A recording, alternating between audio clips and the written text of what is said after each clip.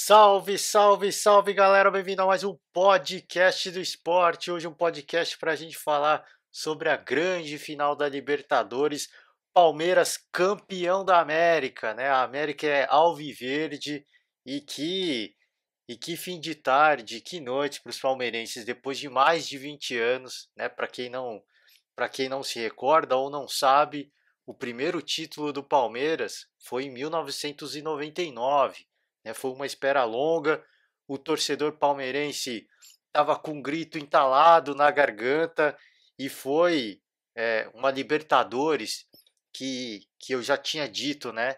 O Palmeiras estava com aquela tal da sorte do campeão e isso se comprovou agora. Isso se concretizou agora com o título do Palmeiras. Porque se o Palmeiras não vencesse, obviamente não seria a sorte de campeão, né? Mas o título veio a consagrar aí não só a tal da sorte do campeão, mas veio para consagrar um grande trabalho que foi feito, inicialmente com o Luxemburgo, depois com o Andrei Lopes e na sequência o Abel Ferreira, né? Veio para coroar o grande elenco que tem o Palmeiras, né? Não só a mescla de não só as grandes contratações que foram feitas, mas a mescla de grandes contratações, experiência e juventude, né? Jogadores da base que em partidas decisivas eles assumiram o protagonismo, a responsabilidade de jogar com uma camisa tão pesada e que vinha com tanto tempo de jejum, né, de títulos da Libertadores, os caras vestiram a camisa, assumiram o protagonismo, jogaram como gente grande e veio o coroar também um projeto. Tá? Um projeto, quando eu digo projeto, não em relação ao treinador, porque aí foi um grande fiasco, obviamente, né? Muitas trocas de treinador, mas um projeto de, de parceria e de investimento que aconteceu com esse casamento entre Palmeiras e Crefisa. Tá? As pessoas, muitos torcedores têm uma certa desconfiança, alguns não gostam, tá, dessa parceria, porque dizem que Palmeiras meio que se vendeu para a Crefisa, mas é inegável, tá, que a era Crefisa no Palmeiras trouxe, é, é, veio junto com grandes títulos, né, que foram acontecendo.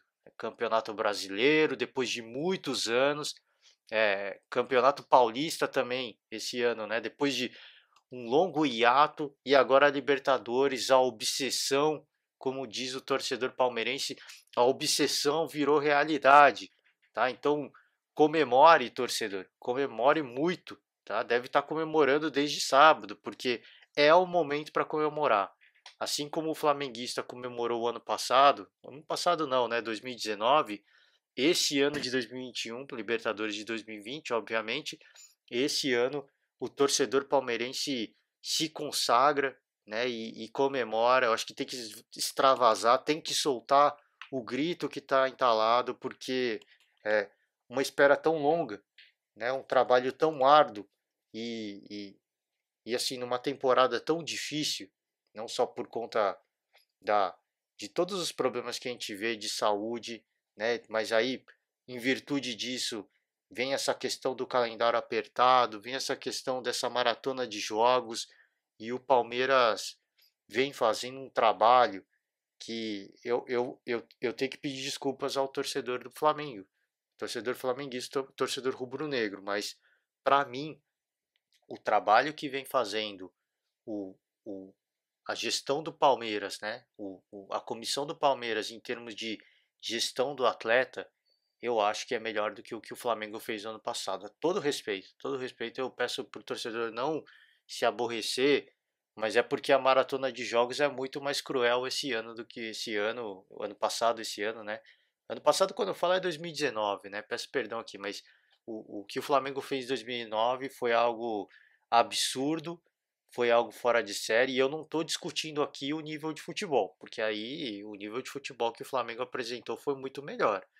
Mas eu estou discutindo aqui a questão dessa gestão da saúde física e mental dos atletas. E nesse aspecto, e não no aspecto bola dentro de campo, nesse aspecto, o Palmeiras, para mim, eu acho que vem fazendo um grande trabalho, um trabalho até melhor do que fez o Flamengo. Tá? Então, tá de parabéns o Palmeiras, a entidade, tá? A gestão do Palmeiras. Eu já falei aqui em termos de planejamento, de treinadores, eu acho que esse foi um grande fiasco.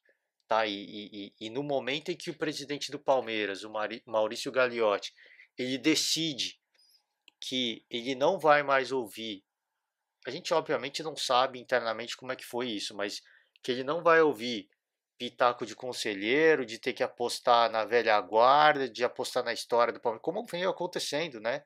Contratação de Felipão, contratação de Vanderlei Luxemburgo. Na hora que o presidente do Palmeiras decide seguir com a palavra dele, tá? Que ele sempre vinha falando de um treinador de um Palmeiras com um DNA palmeirense, que é o tal do DNA ofensivo, quando ele decide realmente seguir aquilo que ele acredita que tem que ser o Palmeiras, ele vai atrás de um treinador que ninguém conhecia, pelo menos aqui no Brasil, tá? Um treinador absolutamente desconhecido, um treinador sem nenhum título na carreira, tá?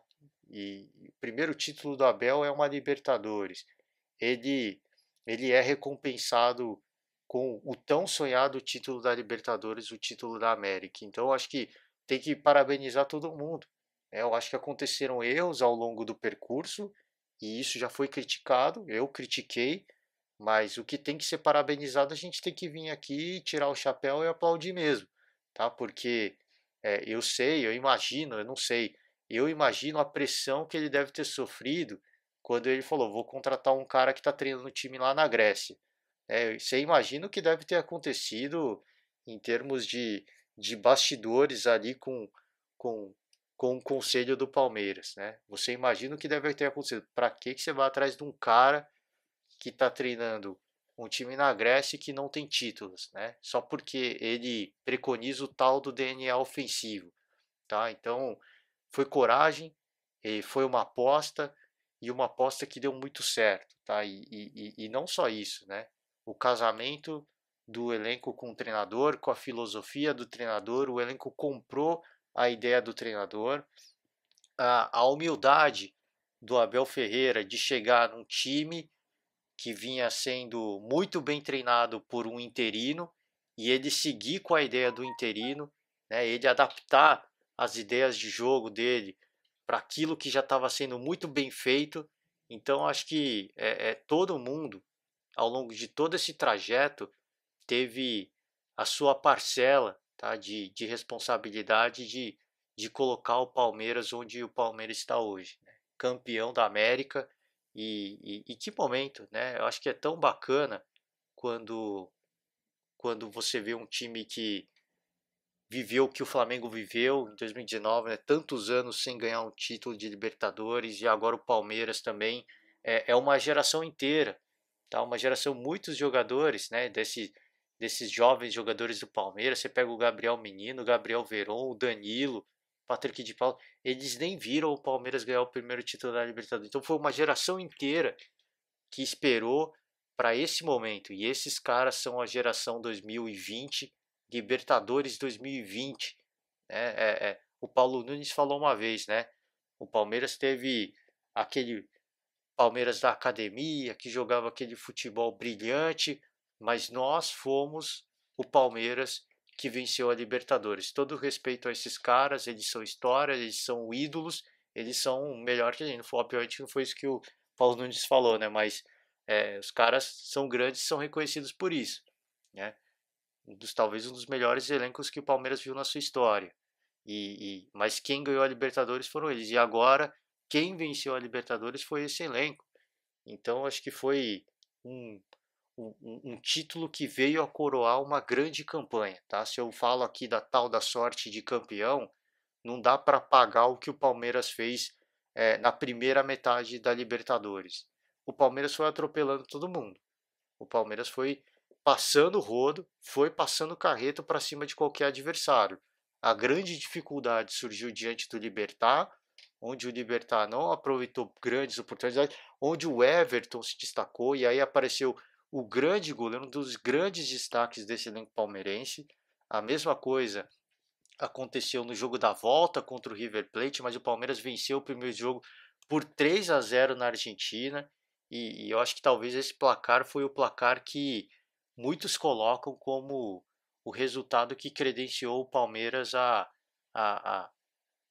a vencedor, a campeão da Libertadores. Porque você vencer um adversário como o River Plate fora de casa por um placar de 3-0 não é para qualquer time, né? E é para um time que merece ser campeão e o Palmeiras fez jus, tá, essa grande campanha que, que, que foi sendo construída aos poucos, que eu falei, começou com o Luxemburgo caiu, veio o Andrei, recuperou esse elenco palmeirense e o Abel deu continuidade ao trabalho e o cara, o primeiro título da carreira do cara é simplesmente uma Libertadores da América. Então, não tem como a gente deixar de enaltecer, engrandecer essa campanha fantástica. O jogo em si não foi um grande jogo, né? A gente vê muitas pessoas falando isso e é verdade, assim, tecnicamente não era aquilo que todo mundo esperava, né? Acho que todo mundo esperava um jogo mais corrido, todo mundo esperava um jogo mais truncado, mas foi um jogo tático, tá? Um jogo acima de tudo tático, porque teve que de ambas as partes, né? Não só do Palmeiras quanto do lado santista, teve que ter muito cuidado pela questão de ser um jogo único, tá? Isso é natural. As pessoas vão achar ruim que o jogo não foi um grande jogo, mas tem a questão do jogo único e isso leva um tempo, cara. Se vai levar um tempo até os times começarem a se soltar um pouco mais, os times serem um pouco mais ousados, porque é o tal do jogo único, cara. Se o adversário faz um gol, para você correr atrás disso, a pressão para você correr atrás disso é muito complicada. Pega a final aí entre o Flamengo e o River, o primeiro tempo foi semelhante. Os dois times cozinhando com medo de tomar o gol e no final da partida o Flamengo conseguiu, assim como o Palmeiras também conseguiu. Então é difícil, cara, você lidar com essa preocupação, essa ansiedade, putz, não tem mais um chorinho. Se eu perder essa partida, não tem volta. Eu preciso vencer, eu preciso tomar cuidado. Então é natural que isso aconteça. Então o jogo não foi aquilo que todo mundo esperava, até por ser um clássico, não foi um jogo truncado, não foi um jogo pegado, não teve correria, teve confusão em certo momento no final da partida, mas isso não foi acontecendo ao longo da partida. Então foi um pouco, eu acho que foi um pouco abaixo daquilo que todo mundo, mas foi um jogo extremamente tático, até porque o Maracanã, a sensação térmica no Maracanã foi de mais de 40 graus, gente. O Rio de Janeiro estava pegando fogo. Então a gente vendo da TV, parece que os caras estavam cansados, tava fazendo, imagina o calor que os caras estavam, não teve pausa técnica, tá? Não teve aquela paradinha para os caras beberem água. Então, vamos tomar cuidado na hora de criticar os caras, porque tem a questão do jogo único, tem a questão do calor, tem essa toda essa preocupação em torno, né, de você de repente perde uma partida e depois não tem tempo de correr atrás. Então eu acho que foi um jogo muito bem estudado das duas equipes, as duas equipes se respeitaram demais, tá? O jogo foi muito parelho, mas muito parelho mesmo. Teve gente falando, o Marinho e o Soteldo não apareceram. Por quê? Porque o Palmeiras neutralizou isso. O Rony não apareceu com aquelas corridas dele. O Luiz Adriano não apareceu na área. Por quê? Porque o Santos neutralizou muito bem. Então foram duas equipes que taticamente foram perfeitas. As duas equipes se estudaram muito e dentro de campo eles executaram aquilo que foi planejado. Por isso que foi um jogo da forma como foi. Talvez não aquilo que todo mundo esperava, mas para mim foi um jogo brilhante no aspecto tático, porque as duas equipes mostraram que estudaram o adversário, entraram em campo sabendo o que o adversário ia fazer. Tá? E isso foi acho que foi um, um bom ponto, um grande marco dessa grande final. Repito, eu me decepcionei no aspecto de que eu achei que fosse. Porque era um clássico, né? Para quem não teve a oportunidade de ver jogos recentes entre o Santos e o Palmeiras, entre o Palmeiras e o Santos, cara, assim, são clássicos que pegam fogo de verdade, né? Assim, teve alguns anos atrás, o jogo contra essas duas equipes era até mais pegado, pegava mais fogo do que, por exemplo, o derby, o Palmeiras e o Corinthians. Então, há 3, 4 anos atrás, a gente pode dizer assim. Então, foi um clássico que foi ganhando uma rivalidade muito grande E por esse motivo eu esperava, né, um jogo bem pegado, os caras indo para dividida, confusão, bate-boca. Isso não aconteceu. Se respeitaram demais as duas equipes. Eu acho que é importante ressaltar isso. E aí eu entro de novo no aspecto tático, na concentração dos atletas. Os atletas estavam tão concentrados naquilo que eles tinham que fazer que não houve espaço para isso. Então eu gostei sim muito desse jogo, apesar de é, não ter sido um jogo de muita correria, não ter sido um jogo com grandes oportunidades de gol, mas foi um jogo muito bem executado taticamente pelas duas equipes. É impressionante o que as duas equipes fizeram dentro de campo em termos de estratégia. E repito, né, a questão da correria, o calor que estava fazendo não era brincadeira, tá? Não era, era um forno, tá? Literalmente o forno que os caras estavam sentindo ali dentro de campo, sem tempo, sem pausa técnica, sem tempo para tomar água. Primeiro tempo corrido, intervalo, descanso que dá, volta, depois segundo tempo corrido também. Então foi uma partida difícil, né, nesse aspecto. É a mesma coisa que eu imagino que seria na altitude. Se eles jogassem na altitude, poderia até mais frio, mas pelo aspecto da altitude iam ser duas equipes que não iam correr tanto. Tá? Então a gente está sujeito a isso na Libertadores, né? Por uma questão de jogo único, né, que você tem que se preservar defensivamente, e nessa questão das arenas. Né? Você vai jogar num país onde, numa região, por exemplo, você não está tão acostumado, onde o calor é muito acentuado, ou onde a altitude é muito forte, vão acontecer essas coisas. Tá? Essa questão da final da final única da Libertadores, esse é o grande barato da final única. É um campo neutro e o objetivo é esse, né? Que os, os, os times que cheguem à final que sejam dois times que pode acontecer, né, do time jogar em casa, mas vai acontecer muito disso. E a gente vê isso muito na Champions League. O time que é o dono da casa dificilmente chega na final, até porque a pressão é muito grande, né, para que isso aconteça. E, e, e os times que chegam literalmente no campo neutro, num campo onde eles não estão habituados a jogar. E você vê, são dois times de São Paulo, a temperatura em São Paulo, apesar de estar fazendo muito calor em São Paulo, não se compara à temperatura que fez no Rio de Janeiro. Por isso foi um jogo muito bem controlado, muito bem cadenciado pelas duas equipes. Tá, ao longo do jogo, eu acho que o Santos criou as melhores oportunidades, tá? Não teve chance clara, mas eu acho que o Santos teve o, talvez o Everton teve que fazer a única grande defesa do jogo, tá? Um lance do Pituca, ele deu uma manchete na bola, né? E depois no, no rebote, né? O Jonathan, né?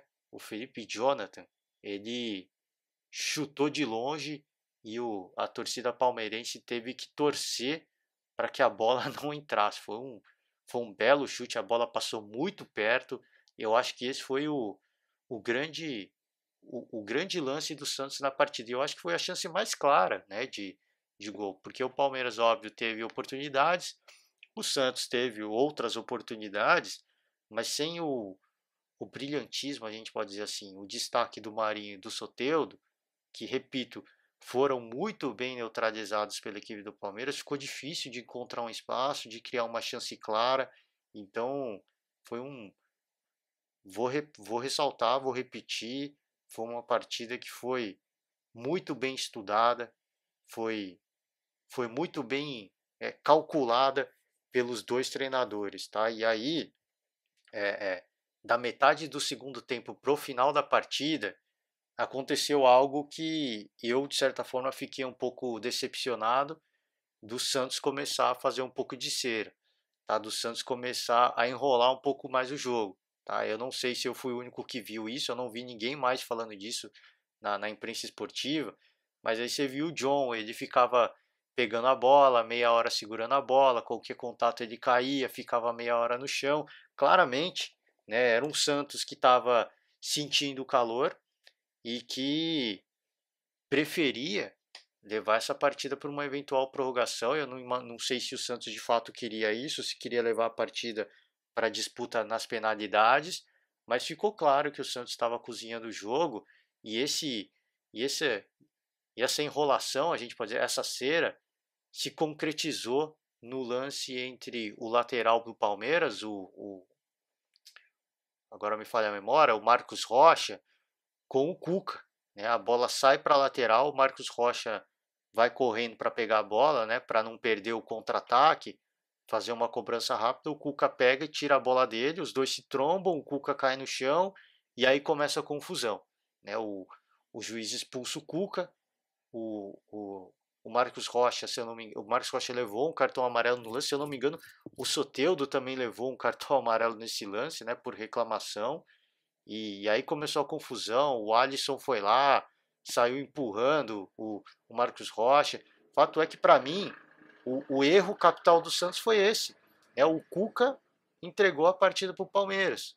Nessa tentativa de cozinhar o jogo, de tentar queimar um contra-ataque do Palmeiras, ele eliminou o Santos da Libertadores. E aí eu vi no jogo aberto, o, o pessoal falando, pô, mas aí se dá certo, ele é o grande herói, tudo bem, mas não deu certo, ele virou o vilão para mim, né? É a mesma coisa do Abel Ferreira, ele teve a coragem de tirar o Gabriel Menino para colocar o Breno Lopes. O Gabriel Menino dispensa comentários. O Breno Lopes é um cara que vem entrando em várias partidas, é um cara que vinha perdendo um caminhão de gols por partida e a torcida já estava começando a pegar no pé. Ele fez um gol recente, né, pelo Campeonato Brasileiro, e aí ele se consagrou com esse gol do título. Mas é a mesma coisa que eu falei do Cuca. Se o Cuca faz aquele lance, causa aquela confusão, o Santos é campeão, ele vira herói por ter feito aquilo. Né? E o Abel Ferreira teria virado vilão por ter tirado o Gabriel Menino e colocado o Breno Lopes. Né? Quis o destino que o lance capital da partida, que gerou a confusão, foi o Palmeiras foi favorecido por isso e logo na sequência quem faz o gol é justamente o herói improvável que era o Breno Lopes. Então a partida, a confusão que o Cuca causou, eu para mim acho que o cartão vermelho foi um pouco de exagero, mas um cartão que coube muito bem. Eu não critico o árbitro por isso, porque o Cuca parou um contra-ataque do Palmeiras, tá? Ele foi claramente para parar o contra-ataque. O Marcos Rocha ia fazer uma cobrança rápida para o Palmeiras conseguir engatar um contra-ataque que provavelmente não ia dar nada, porque a defesa do Santos estava voltando rápido. Mas aí o Cuca quis causar no jogo, a confusão se estabeleceu, a partida ficou parada por 2, 3 minutos, tá? E depois foi. E esse tempo de parada foi suficiente. E aí é o que eu falei do Alisson, né? Para quem não viu, pega o lance, né? Ele vai, pô, o cara é o capitão, mano, e o cara vai dispersar com uma confusão na beira do gramado. É impressionante a imaturidade do time do Santos nessa confusão. Né? E aí a confusão se estabeleceu, o Santos perdeu concentração e o gol do Palmeiras foi construído claramente num lance de desconcentração do time do Santos, da equipe santista. O Rony faz um cruzamento absolutamente perfeito na área. É impressionante. O Rony, que é o cara do gol, ele fez um lançamento de armador, né? Para você ver que era predestinado, né? O Rony e o Breno Lopes, porque ele faz um cruzamento na medida e o Breno Lopes faz um gol de cabeça daqueles antológicos, daqueles para ser lembrado na história do Palmeiras, né? Foi um grande lance e o lance da consagração. Depois foi o lance da explosão, a aglomeração eu vou deixar para falar depois. Isso eu acho que merece um destaque especial também, um destaque negativo, mas enfim, vai para a galera e aí o Santos ficou vendido. Né? Você via alguns jogadores do Santos tentando animar a equipe, mas aí já o abatimento já era claro. Já era claro que o Santos não teria condições de buscar, mesmo se tivesse mais tempo, tá? E não tinha mais tempo.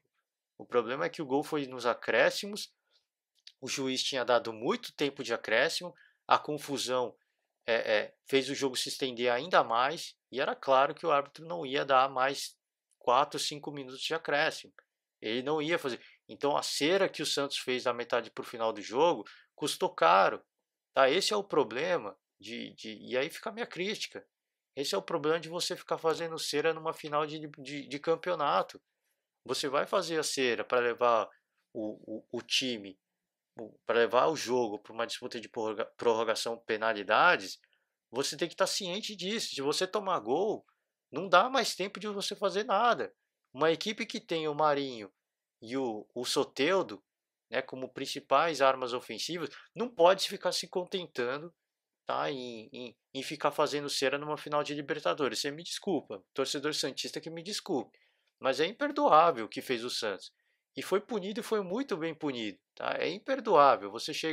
Você luta tanto para chegar na final da Libertadores, para ser o primeiro time brasileiro a ter 4 títulos, né, 4 taças, e aí você chega metade do final do jogo para ficar fazendo cera, a hora que você tem que ser decisivo, a hora que você tem que agredir o adversário, você começa a fazer cera para empurrar a partida para uma prorrogação, penalidade. Ah, cara, desculpa, eu acho que é um time que não merece ser campeão, é um time que se apequenou, tá? É um time que se amedrontou e se apequenou. E aí, o lance capital, repito, o Cuca entregou o título para o Palmeiras. O Cuca é palmeirense, né? Não sei, porque totalmente desnecessário. O contra-ataque do Palmeiras, para mim, ia ser um lance totalmente despretensioso, né? A zaga do Santos estava concentrada e eles chegaram a tempo. Depois, quando a partida retomou, você vê o espaço que sobrou. O espaço que teve o Rony para fazer o lançamento na área e o espaço que teve o Breno Lopes. O Breno Lopes, quem estava na marcação do Breno Lopes é o Pará. O Pará não é alto e ele ainda tenta tirar a bola pulando para trás, gente. Então, eram 2 contra 2 na grande área. Então você vê que a confusão gerou uma dispersão tão grande, tá, que o time do Santos perdeu a concentração e perdeu o título. Tá? Então acho que o Palmeiras foi mais merecedor, tá, por ter buscado a vitória, por ter buscado o título até o final da partida. E repito, eu peço desculpas ao torcedor santista, tá? Mas o Santos se apequenou, o Santos se amedrontou e o Cuca não foi valente, né? Cara, agora é a hora derradeira, é pra gente ir pra cima. Eu tenho 2 grandes jogadores ofensivos e eu vou usar os caras. Vou soltar os caras para eles jogarem. Não foi isso que o Santos fez e acabou sendo punido num lance na bola pelo alto que partidas recentes já tinham mostrado que não era o grande forte do Santos essa bola aérea e estava muito bem na partida. O gol aconteceu num lance total de dispersão. É o que eu falei, na área eram 2 contra 2. Né? Então, praticamente, acho que eram 3 contra 2. Né? Eu peço desculpas aqui, mas o Breno Lopes era um cara marcando ele. E o Breno Lopes é maior que o Pará. Então, foi o grande lance da partida, tá? A vitória veio a se concretizar no final do jogo e a partida que o torcedor palmeirense achou que eu acho que o torcedor estava imaginando que não é possível que vai ser mais uma partida de sofrimento, né? Como tinha acontecido, já tinha vindo de uma semifinal extremamente sofrida. O título de 99 veio numa disputa de penalidades. Não é possível que a gente vai sofrer de novo. Não precisou. E eu acho que muito por conta da atitude do Santos, tá? De se apequenar no momento de ser decisivo, no momento de você ser grande, tá? No momento de ser protagonista, o Santos se omitiu, tá? E preferiu fazer cera, preferiu, no caso do Cuca, causar tumulto e é o que eu falei, chama muita atenção a atitude do Alisson. Para quem não viu, pega aí para ver a reprise depois, né? Querendo ir para treta, querendo causar, em vez de se concentrar na partida, custou caro, tá? Custou caro essa atitude do talvez do cara que você esperaria uma atitude mais madura. Você vê o cara querendo causar confusão, querendo enrolar o jogo e aí custou caríssimo, tá? Então, eu acho que o Santos fez uma grande Libertadores. Muitos colocavam o Santos como favorito pelo futebol que vinha apresentando, pela forma como chegou na final, né? Atropelando o Grêmio, atropelando o Boca Juniors, mas na final a gente não viu absolutamente nada daquele Santos. Talvez tivesse uma segunda partida, eu acho que o Santos teria feito uma partida muito melhor, mas é jogo único, né? E é o que eu falei, as duas equipes estão de parabéns no aspecto tático. Foi um jogo muito tático até a hora da confusão e aí o Palmeiras prevaleceu. Por quê? Porque estava concentrado no jogo, estava concentrado na meta, que era vencer a partida e que era levar o caneco para casa e por isso se sagrou campeão e por isso é merecedor do título. Né? Eu acho que pela forma como foi o Santos, repito, teve melhores oportunidades, né, de fazer o gol, mas segundo tempo acho que não sei se estava com medo, não sei se estava cansado, não sei se queria se preservar, mas fato é que se omitiu e o Palmeiras cresceu com isso. O Palmeiras assumiu o seu protagonismo. Tá? No momento em que o Santos deixa de lado o seu protagonismo, o Palmeiras acho que teve essa maturidade de entender que era hora de crescer, que era hora de assumir a bronca, que era hora de ser protagonista e por isso saiu vencedor e por isso saiu campeão da Libertadores, tá? Mas, repito, o Santos está de parabéns, tá? Tenho essas críticas óbvias, mas isso não apaga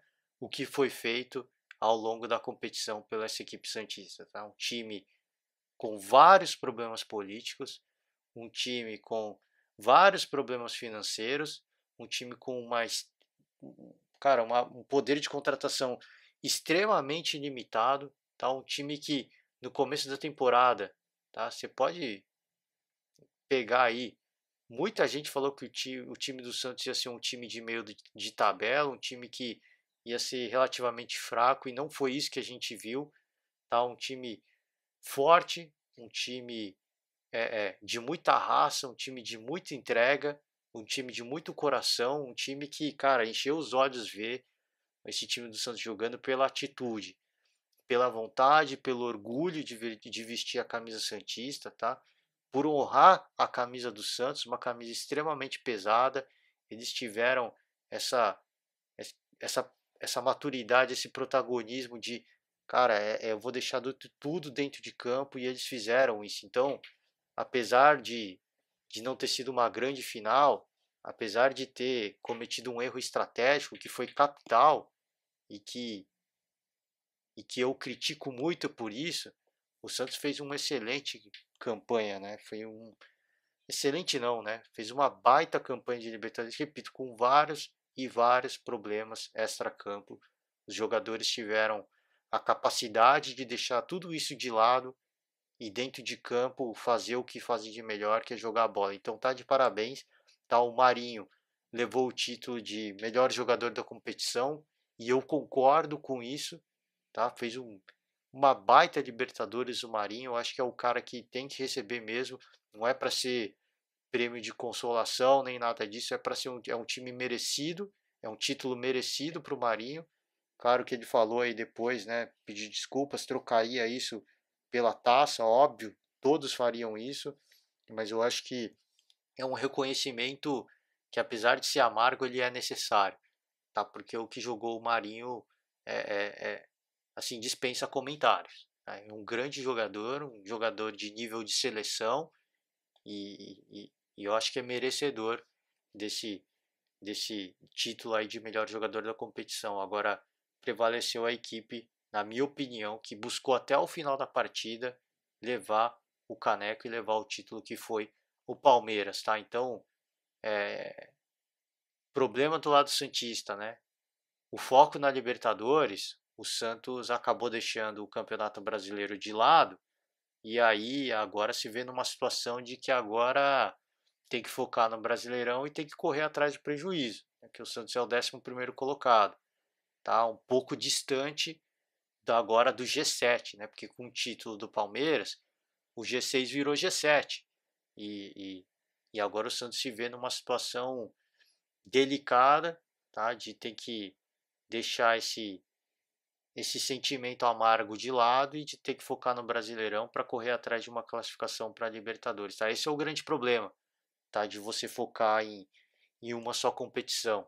É bom porque o Santos, repito, atropelou o Grêmio, atropelou o Boca Juniors, tá? E muito merecido essa chegada na final, mas justamente por focar em um campeonato só, isso custa caro agora pro lado do Campeonato Brasileiro, diferente do Palmeiras, né? Que também critiquei, muitas pessoas criticaram de que não estava poupando elenco, que estava escalando titulares todo jogo, mas está aí, né? Se o Palmeiras eventualmente perdesse a final, estaria numa situação muito confortável no Campeonato Brasileiro. Não quis saber disso e levou o título para casa. Agora o Palmeiras foca no Mundial de Clubes, tá? O Palmeiras viaja amanhã, né, na terça-feira, para o Catar para disputar o Mundial de Clubes. E aí, uma preocupação que eu tenho, e eu falei, né, que ia deixar para falar depois, a aglomeração que a gente viu, primeiro o Cuca, né?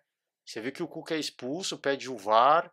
Não sei para que ele pediu o VAR, porque ele sabe o que ele fez. E depois alguém do Santos falou, o Cuquinha, acho, né?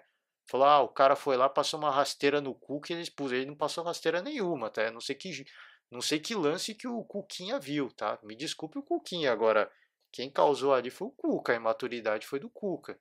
Quis parar um contra-ataque, foi expulso. Não adianta ficar chorando agora, ficar de chororô, até uma chororô alívio. Eu peço desculpas ao torcedor do Santos, mas é chororô isso.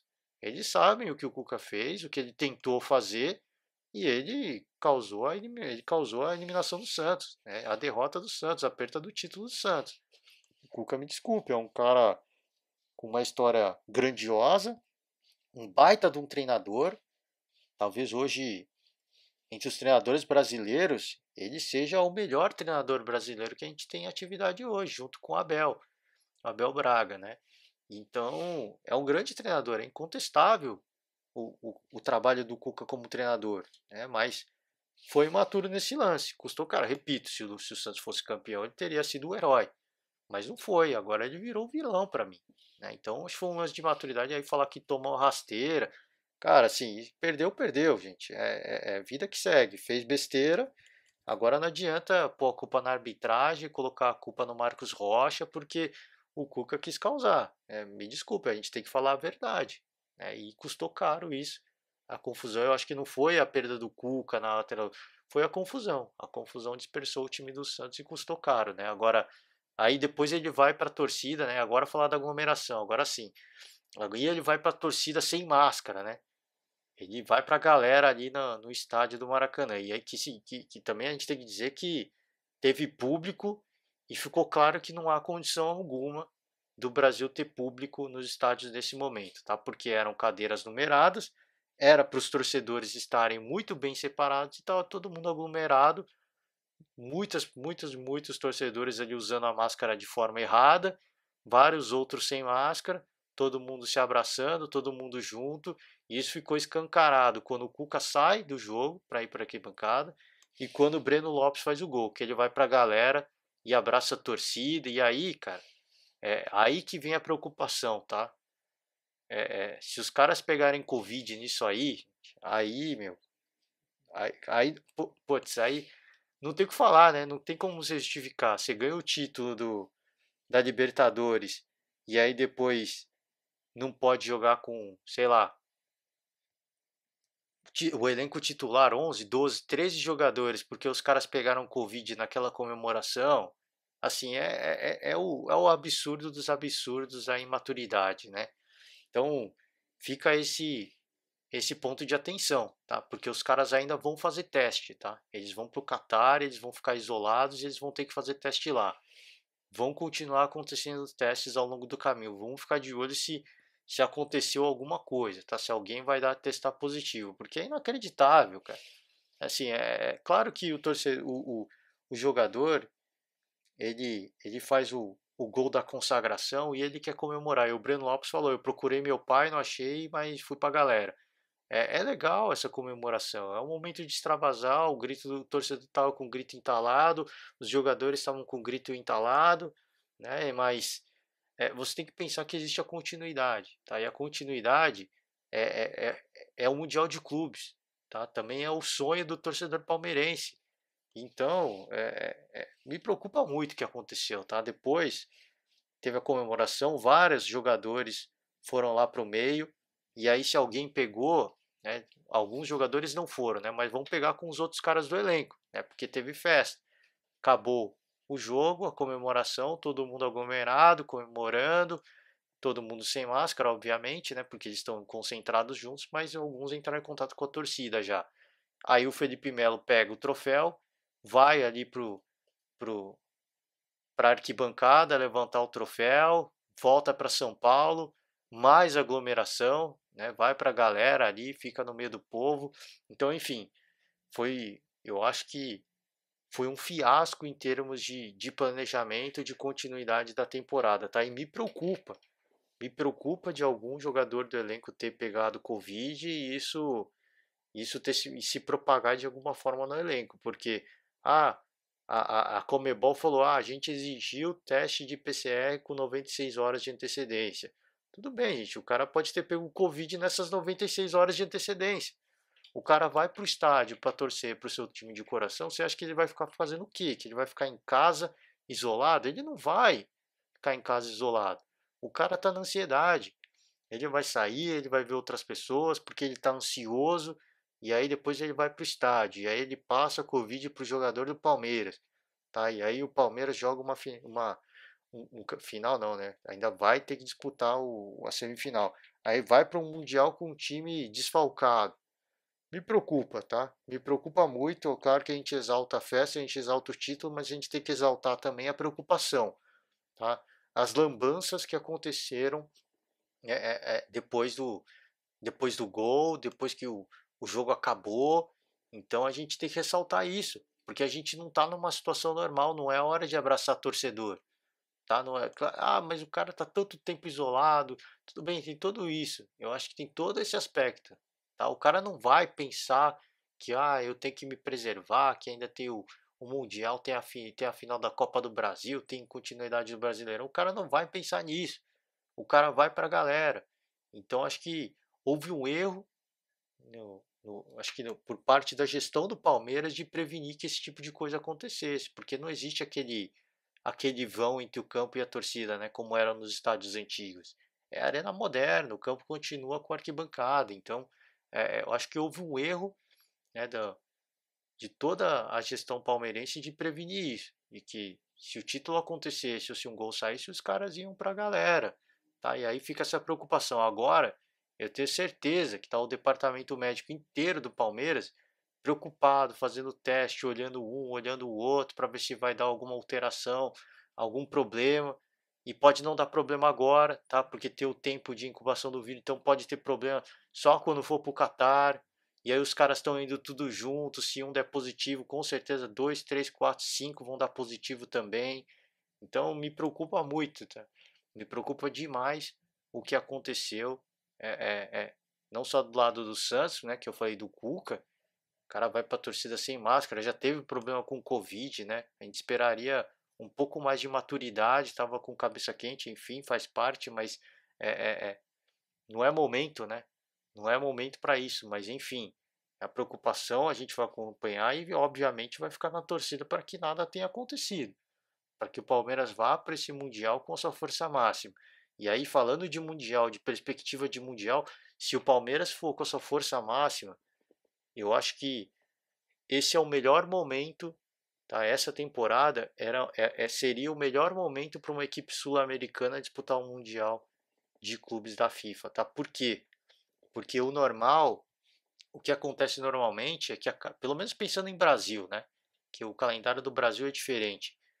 O Brasil termina o campeonato, os campeonatos nacionais, e aí o time viaja para o Mundial de Clubes. Existe uma pausa, né? Você pensar o Flamengo de 2019, o Flamengo foi campeão da Libertadores, depois jogou, foi campeão brasileiro por antecipação, continua jogando bom futebol, continua jogando com os titulares, claro, mas há um relaxamento natural, porque você já cumpriu uma missão de ganhar a Libertadores, cumpriu a segunda missão de ganhar o Campeonato Brasileiro, e há um relaxamento natural até terminar o campeonato, depois tem uma pausa, um breve período de pausa entre o final do Campeonato Brasileiro e aí a viagem para o Mundial de Clubes. É natural que haja uma quebra, né? É natural, os jogadores estão pilhados, estão focados e de repente existe uma quebra. Existe uma perda de concentração natural. Isso é natural, eles são seres humanos dentro de campo. É natural, por mais que os caras queiram estar concentrados, cara, eu joguei, me dediquei esse ano inteiro. Aí quando o campeonato acaba, putz, os caras dão aquela relaxada, vai pro churrasco e fala, putz, agora tem o Mundial. Mas o cara já relaxou, entendeu? Ele não teve continuidade nessa concentração. É diferente do Palmeiras agora. Não estou falando que o Palmeiras, é, é, enfim, vai vencer o Bayern ou não. Isso só o tempo vai dizer. Mas eu digo que é o melhor momento para uma equipe brasileira disputar o Mundial de Clubes. Por quê? Porque o Palmeiras está numa sequência, né? O Palmeiras venceu a Libertadores, está extravasando, está todo mundo comemorando, mas o Campeonato Brasileiro segue, o Palmeiras no Brasileiro está indefinido ainda, Tá claro que a chance do Internacional ganhar o campeonato é muito grande e o Palmeiras, obviamente, dificilmente vai tentar pleitear esse título porque vai poupar jogadores, mas tem uma final de Copa do Brasil pela frente. Tem um grande título pela frente. São 50 milhões em disputa. Não é pouca coisa, tá? Ainda mais para um elenco como o Palmeiras que é super inflado, em que a folha salarial é super alta, é, é, esse título de Copa do Brasil não pode ser negligenciado. Então, o Palmeiras tem uma sequência, né? Não vai ter uma quebra. Vencemos a Libertadores e aí já vai para o Mundial. Não tem pausa, né? O time continua focado. Obviamente que houve um extravasamento pelo título, que é natural, mas não houve aquela quebra de parada de temporada, de fim de temporada, posso dizer assim, né? Houve, obviamente, comemoração por título, mas tem muito mais coisas pela frente, né? Tem a Copa do Brasil e agora mais próximo o Mundial de Clubes, então não vai ter uma quebra, né? O Palmeiras segue numa sequência de concentração, de preparação física que é, é, é 100%. É uma continuidade de um trabalho como se tivesse um campeonato rolando, né? Você pega os europeus estão no meio da temporada quando acontece o Mundial de Clubes. Então os caras estão em plena forma física, forma técnica, forma tática. O Palmeiras também vai para o Mundial agora em plena forma, né? Talvez não plena forma, não 100% fisicamente e mentalmente, mas os caras com a cabeça no lugar, taticamente em plena forma tática, a gente pode dizer assim, né? Se dá para colocar dessa forma. Física e mentalmente não, porque o desgaste de jogos é brutal e isso acontece. Agora, é um time que vem embalado, vem confiante, taticamente está numa sequência fantástica. É um time que tem sequência no aspecto tático, pelo menos. Então, acho que em termos de mundial, eu acho que é um bom momento para um clube brasileiro para o mundial. Por quê? Porque não vai ter a quebra daquela pausa do final de ano. Então, é um bom momento para o Palmeiras, tá? Bom momento do Palmeiras. Claro que tem que saber absorver isso, e aí entra aquela questão do Abel Ferreira de falar: existem as 24 horas para comemorar uma vitória, para comemorar um título. Agora, é vida que seguir. Ele usou um discurso fantástico, né? Depois do jogo. É como se a gente tivesse subido uma montanha e a gente está curtindo aquela visão do topo da montanha, mas agora a gente tem que descer a montanha, a gente tem que voltar para a realidade para subir outra montanha, né? Então é muito boa a analogia que fez o Abel e não dá para a gente ficar lá em cima curtindo a paisagem, é muito bom, né? Curtir aquela paisagem, mas agora eles têm que descer essa montanha e vão começar isso agora, então tem esse processo de digerir esse título e voltar à concentração, porque o Mundial está aí e é na sequência, né? O Palmeiras joga na terça-feira contra o Botafogo e depois já viaja mais tarde do dia pro Catar, né? E infelizmente, né, pro torcedor palmeirense, o herói do título não vai poder jogar, né? O Breno Lopes não joga o Mundial de Clubes porque ele foi pro Palmeiras depois daquela janela de transferências internacionais e ele não pôde ser inscrito, né? Há uma decepção, claro, mas aí o Palmeiras falou que o Breno Lopes vai com a delegação também, então acho que isso é legal, é bacana para o atleta, para o elenco. Não vai ter o herói do título lá em campo, mas ele vai estar lá com o elenco para dar força, para dar uma energia. Então é muito bacana isso. E infelizmente, o cara que deve ter caído nas graças do torcedor agora, né, o tal do nunca critiquei, vinha sendo criticado por perder muitos gols, agora virou ídolo e com certeza o torcedor queria ver ele dentro de campo, não vai rolar, mas ele vai estar lá para dar energia para o Palmeiras. Então, minha opinião, eu acho que é um grande momento para o Palmeiras, tá? Para aproveitar, porque não tem pausa. O time está à sequência, os campeonatos estão acabando, mas eles continuam. E o campeonato não acabou para o Palmeiras. É diferente, o Palmeiras ter sido campeão brasileiro por antecipação e aí depois ter que disputar o Mundial. É diferente, né? Total, agora a realidade é outra, né? O Palmeiras foi campeão e já vai viajar. E ainda tem coisa para o Palmeiras pela frente. Depois do Mundial ainda tem a Copa do Brasil. Então é um time que tem que estar 100% focado no trabalho de recuperação dos atletas, 100% focado em, em continuar bem fisicamente, mentalmente, taticamente. Então acho que é um bom momento para o Palmeiras, tá? Para o torcedor sonhar com esse título mundial. Claro que primeiro tem que chegar na final. Alguns brasileiros, alguns sul-americanos já ficaram em semifinal de Mundial, né? Que é uma grande decepção. Mas primeiro tem que chegar na final.